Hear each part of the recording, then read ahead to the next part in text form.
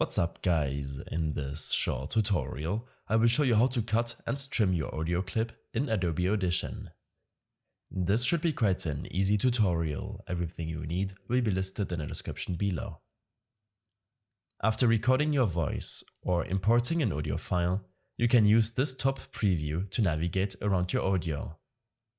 You can also zoom in and out when expanding your preview or use your scroll wheel on your mouse.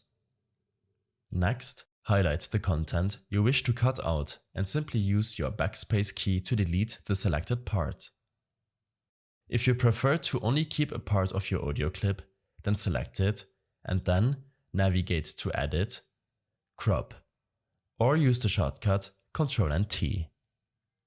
This will simply crop out the highlighted part and delete the rest. The same applies for your audio in a multi-track session.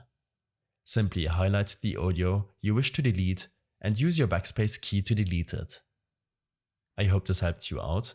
Leave a comment if you have any questions and see you in the next one.